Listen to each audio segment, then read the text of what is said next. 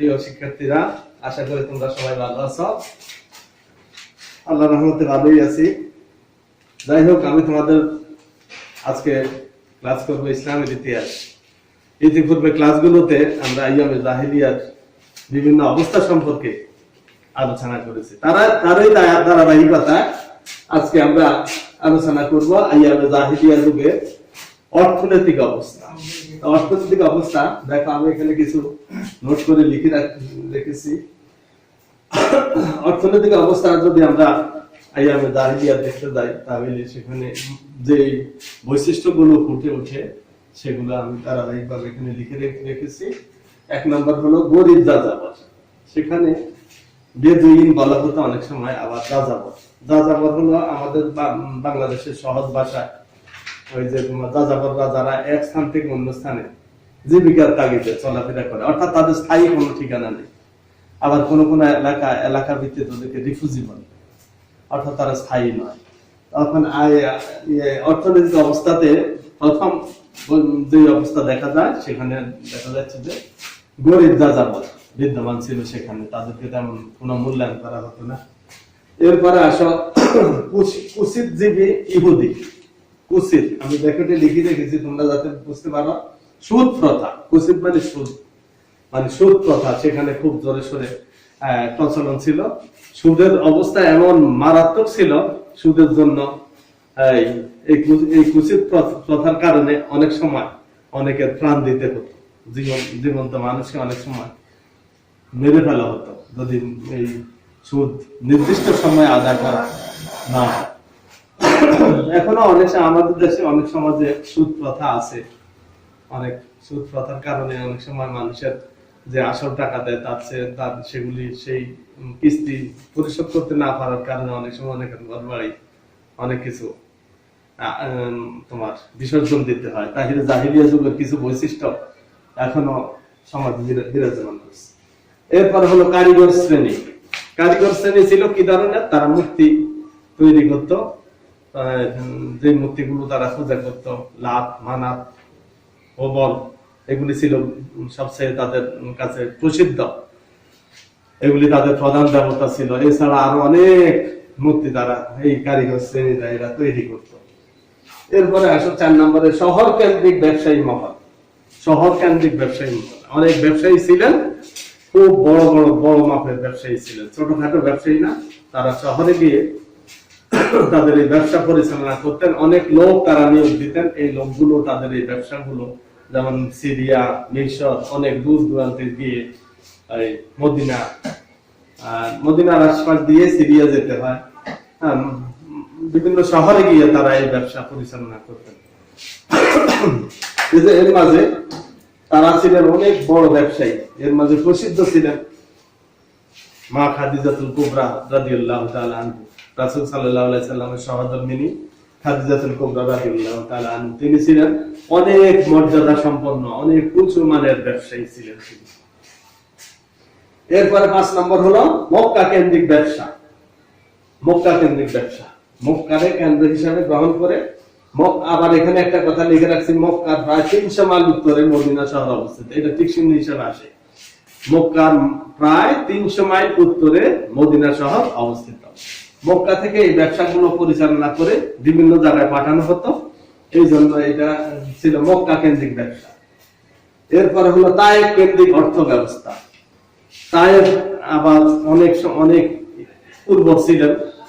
তায়েফের মাটি অনেক উর্বর ছিলেন, সেখানে অনেক ফল ফলাদি হতো এবং সেটা একটা বড় ব্যবসা কেন্দ্র হিসাবে পরিচিত ছিল। এরপরে আসো ব্যাংকিং ব্যবস্থা। ব্যাংকিং ব্যবস্থাটা আজকাল যেভাবে প্রচলিত হয়ে আসছে, তখনও মোটামুটি ব্যাংকিং ব্যবস্থাটা চালু ছিল জাহিলিয়া যুগে। এরপরে বিত্তশালী ব্যবসায়ী শ্রেণী। ব্যবসায়ী শ্রেণীরা অনেক বিত্তশালী ছিলেন। তারা অনেক টাকা পয়সার মালিক ছিলেন, অনেক ধন সম্পদের মালিক ছিলেন। এরপরে হলো বহির্বিশ্বে মদিনার অবস্থা।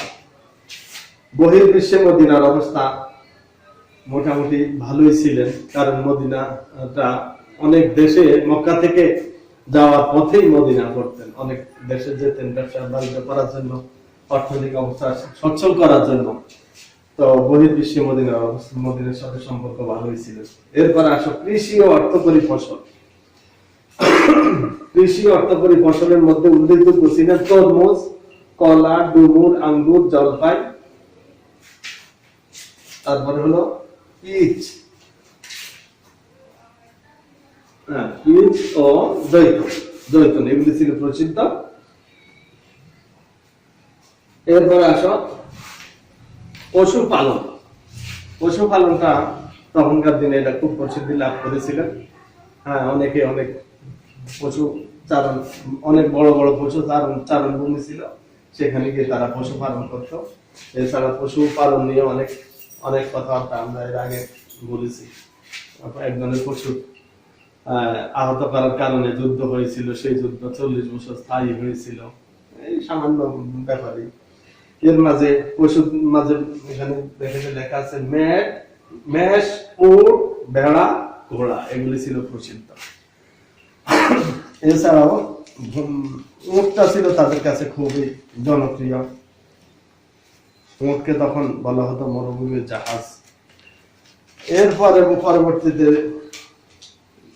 পরবর্তীতে হলো সাংস্কৃতিক অবস্থা। পরবর্তী অবস্থা হলো সাংস্কৃতিক অবস্থা।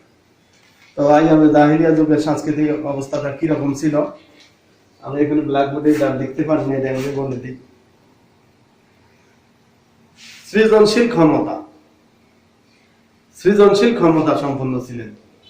সাংস্কৃতিক অবস্থার মধ্যে যদি আমরা বিশ্লেষণ করতে যাই, তাহলে বোঝা যাচ্ছে তারা মোটামুটি ক্রিয়েটিভিটি তাদের মাঝে ছিল। খতিব, বক্তা, এর মাঝে কতগুলো ভাগ ছিল। খতিব ছিলেন, খতিব মানে তখন বক্তা ছিল।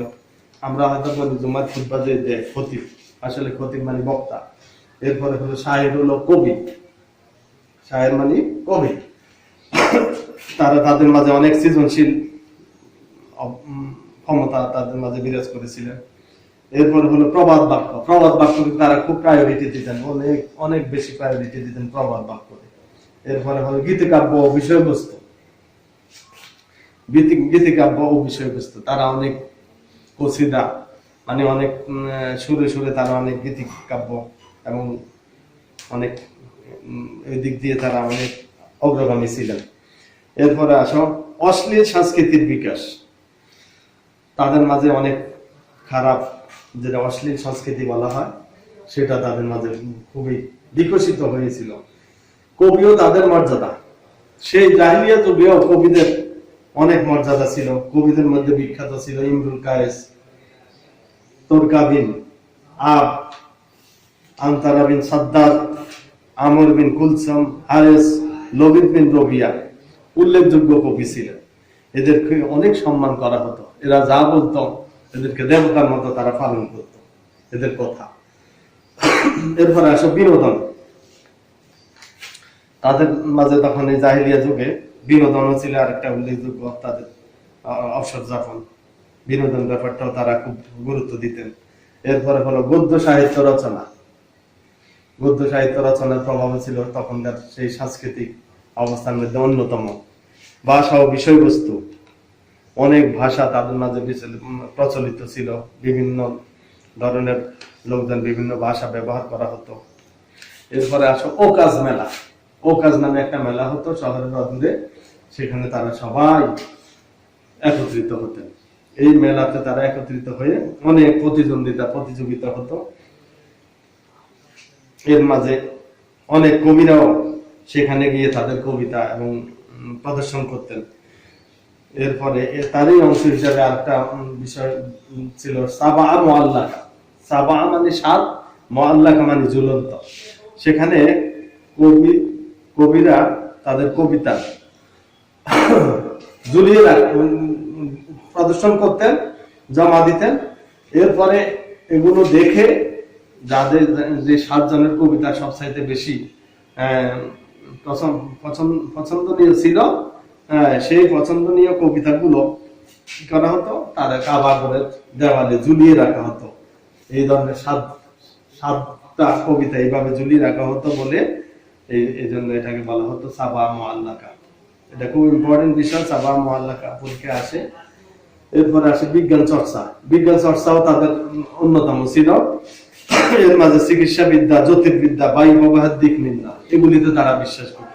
চিকিৎসা বিদ্যা ঠিক আছে, জ্যোতির্বিদ্যা, বায়ু প্রবাহের দিক নির্ণয়, এগুলি তারা জাহিলিয়া যুগে খুব বেশি বিশ্বাস করতেন। তারা জাহিলিয়া যুগের আরবদের, এখন আমরা অনেকগুলো নিন্দনীয় অবস্থা আমরা পড়েছিলাম। এক কথা কি, জাহিলিয়া যুগের এমন কোন অপকর্ম নেই যে তারা করেনি, কিন্তু তারই মাঝেও জাহিলিয়া যুগের কিছু প্রশংসনীয় দিক লক্ষ্য করা যায়। সেই প্রশংসনীয় দিকগুলো হলো কি, তারা ছিল কষ্ট সহিষ্ণু ও চির সংগ্রাম। কষ্ট সহিষ্ণু ও চির সংগ্রাম। কষ্ট সহিষ্ণু মানে কি, কষ্টকে তারা অনেক ধৈর্য সহকারে মোকাবিলা করতেন, অনেক ধৈর্য সহকারে তারা সেটা সহিতেন কষ্টকে, এবং তারা খুব চির সংগ্রামী ছিলেন। সংগ্রামময় তাদের জীবনটা ছিল, সংগ্রামময়। এরপরে আসো, ক্ষুধার্তকে অন্নদান, আশ্রয় প্রার্থীকে আশ্রয় দান। এটা খুব তাদের প্রশংসনীয় উল্লেখযোগ্য দিক ছিল। কোন ক্ষুধার্ত মানুষ যদি তাদের কাছে খাবার চাইতেন, তাহলে তারা তাদেরকে অন্নদান করতেন। অতিথি পরায়ণতা, একজন অতিথি এসে আসলে তাদেরকে খুব সেবা শুশ্রূষা দিয়ে তাদের খুব আপ্যায়ন করতেন। এরপরে কবিতা রচনা ও বক্তৃতায় বিশেষ পারদর্শী। সেই যুগের লোকেরা কবিতা রচনা তারা খুব পারদর্শী ছিলেন। এরপরে অসাধারণ স্মৃতিশক্তি, তাদের স্মৃতিশক্তি ছিলেন প্রখর, অসাধারণ। ওকাজ মেলাকে, এরপরে একটা প্রশ্ন, এটা দিয়ে আমি শেষ করে দিচ্ছি। ওকাজ মেলাকে প্রাচীন আরবের একাডেমিক ফ্রান্সিস বলা হয়। একাডেমিক ফ্রান্সিস বলা হয়। তো প্রিয় শিক্ষার্থীরা, আমাদের প্রথম অধ্যায় এখানে শেষ। এর পরবর্তী ক্লাসে আমরা দ্বিতীয় অধ্যায় সম্পর্কে আলোচনা করব। তোমরা বাড়ির কাজ হলো প্রথম অধ্যায়টা খুব ভালোভাবে অধ্যয়ন করবে, এবং তোমরা এই টিক চিহ্নগুলো, বিশেষ করে এমসিকিউ প্রশ্নগুলো তোমরা বের করে নোট করে নিবা। তো সবাই ভালো থাকো, আল্লাহ হাফেজ।